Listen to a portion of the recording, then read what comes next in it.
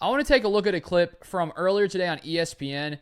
We have Stephen A. Smith on First Take here with Mad Dog and Jeff Saturday. They give their thoughts on the Packers, and so I want to show what they have to say and then give my thoughts. Here we go. Stephen A., I'll come back to you on this one. Do you feel like the Packers are legit NFC contenders? I think they are. Smart man. Because I think that if Jordan Love explodes, if he gets in a groove, they've shown us, particularly with their blowout win over the Cowboys in the postseason, they can make some noise. Their defense is not awful. They can get some stops. They can be competitive.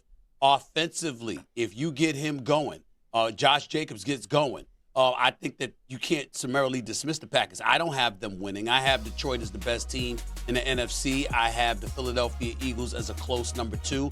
And I think anybody and everybody else, even the Minnesota Vikings, are a distant third. Minnesota not so distant because I know their defense is elite. You just got to convince me that Sam Darnold is going to show up consistently, and that same Sam Darnold is going to show up in the playoffs as well. I got to see that to believe it.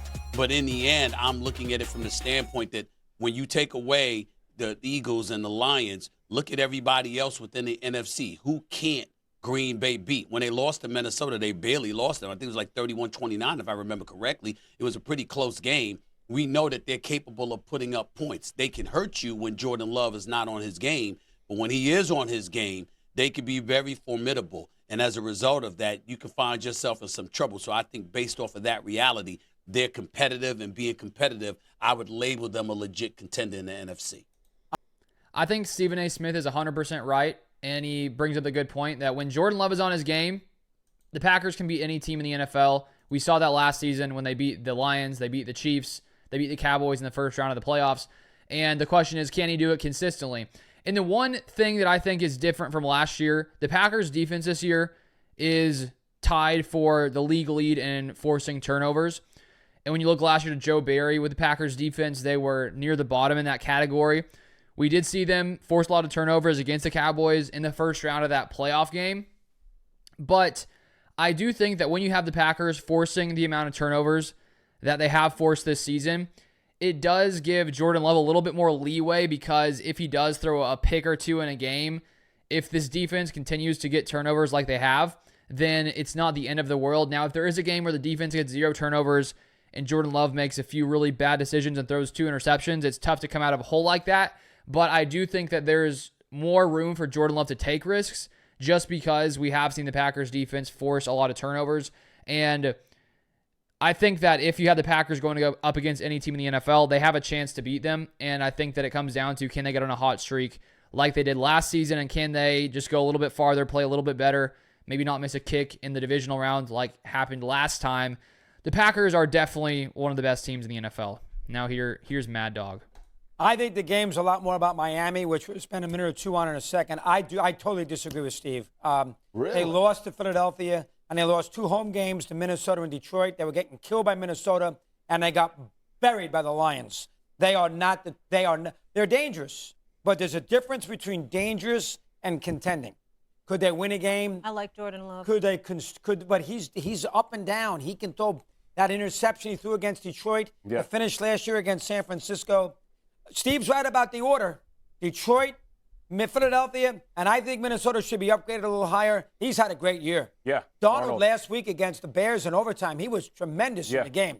And they got a good running back, and he's a good coach. Yes. You know that. Absolutely. O'Connell's a good Great coach. Yes, So, he is. He's very good. He's very good. So I think Minnesota's a little cut below, but I like them to be a much better team down the road than Green Bay. Remember, too, Green Bay has to play at Minnesota and at Detroit in these last 5 or 6 games. They're going to get into the playoffs, but is Green Bay going to do what they did last year, win a game, and almost beat the Niners? I would be surprised. All right, I'm Okay, so I get some of his points. I do. But I think that with Jordan Love and the Packers where they currently are, I do think they're going to start playing better football. I think this team plays at an even higher level when people start doubting them. And so that's part of the reason that I'm not too opposed to them, not being the top seed in the NFC. Obviously, you'd rather them get to have a bye week. With the Lions the way they're playing right now, unless they lose a few, the Packers probably aren't going to win the NFC North.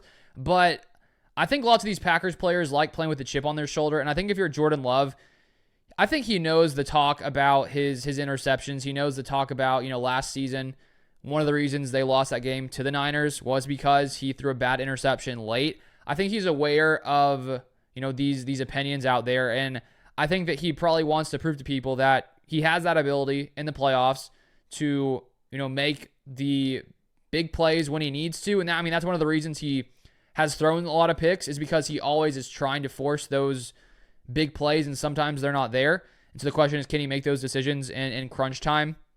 And I feel like entering his second season in the playoffs, which the Packers, I think they're going to make the playoffs unless there's a terrible downturn in the next 6 weeks, which I don't see happening. I think that Jordan Love entering the playoffs a second time, he's going to have come in with more experience. I think he's going to be a little bit more comfortable, and it's probably different your second time, where lots of these young players last year, it was one of their first times being in the playoffs, and now coming in this year with lots of them being there last year, winning a playoff game, sort of experiencing all of that. I think we're going to see a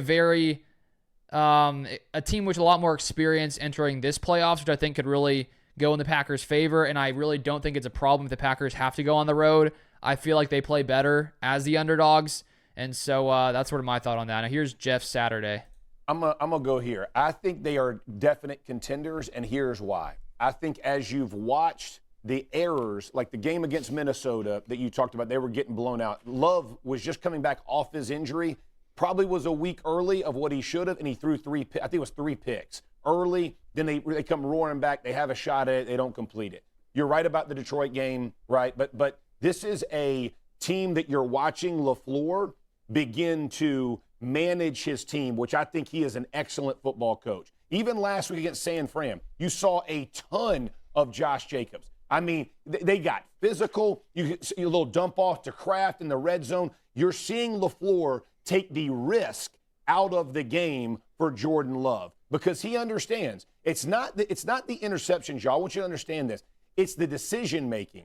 It's a young quarterback whose top side is top of our league. But when he makes those throws, like backed up in the end zone, dumping off against the Rams, those kind of decisions, that's what the margin for error is so small for Green Bay. But here's the thing. They have a very good defense, better than people think.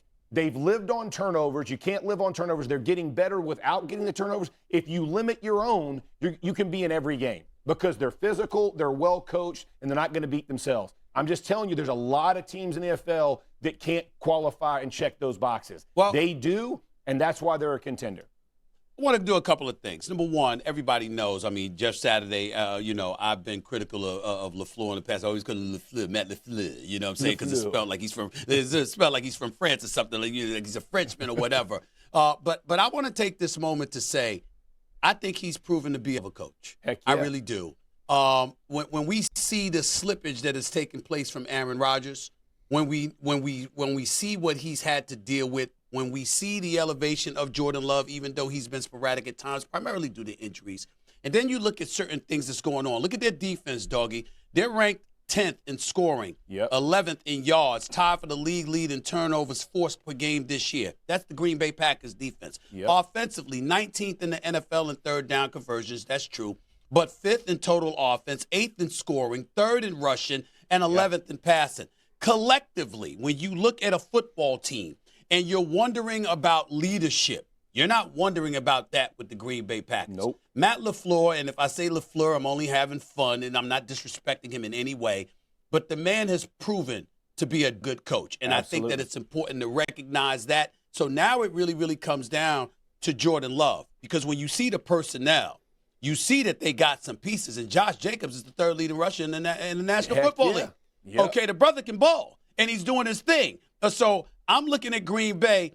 I'm not picking them over Detroit. I'm not picking them over the Philadelphia Eagles, but you can't take them for granted. I don't think you can look at them and say that they're not a contender, because to say that they're not a contender, Doggy, is to basically say they can't beat somebody, and we know they can. 100%. I 100% agree. And I was thinking about it just now. I think a lot of people do see the Packers as a legit threat come playoff time, but I don't think they're really being talked about in that really top range with like a team like the Lions. And even some people seem to think the Vikings and Sam Darnold are much better bet than the Packers, which I don't agree with. And it really does feel like, there's a lot of talk with Jordan Love and his decision making, but it is important to note Sam Darnold has a higher turnover worthy play percentage than Jordan Love this season at 4.1% to Jordan Love's 4%. And so it's not like Jordan Love here in the NFC North is like the most inaccurate passer. That's not really the case. Jared Goff is barely below Jordan Love. 15th highest turnover-worthy play percentage, 3.7%, and Jordan Love's 11th at 4%. So Jordan Love's not out here like head and shoulders, throwing a ton of interceptable balls more than Jared Goff and Sam Darnold. They're all pretty similar when you look at that. And we also have to bring up Jared Goff had a game where he threw 5 interceptions. Jordan Love has done nothing close to that. He had 3. So that's not to say that, Jared Goff could enter the playoffs and then have a game where he throws 3 picks. He's been pretty clean with the football outside of that game, 9 total, so 4 outside of that game, but 5 in that one game. So, there's a chance that, Jared Goff could have a day like that. So I'm not terribly concerned about Jordan Love's interceptions, which seems to be the topic, most times Jordan Love comes up, which I understand why, because he does make some bad decisions sometimes, but it's not like it's at a much higher level than other teams in the NFL. And I think this year, with the way that Josh Jacobs is running the ball and the Packers' ability to just feed him time and time again, and he doesn't really seem to really get too worn down, that's going to be a big strength come playoff time, when the Packers can really rely on Josh Jacobs and the running game. So it's going to be fun to watch this Packers team, the final, 6 games or so, and then entering playoff time. And it does sort of feel like the Packers are slightly underrated as an 8-3 team. It sort of just feels that way to me, maybe a little bit. But it'll be fun to see what happens here against the Dolphins. And if you want to check out my Dolphins-Packers prediction video where I break down the entire game, you can click on my channel, and I posted it yesterday. But that's all for this one. If you want more Packers content, feel free to subscribe down below, and I'll see you guys next time.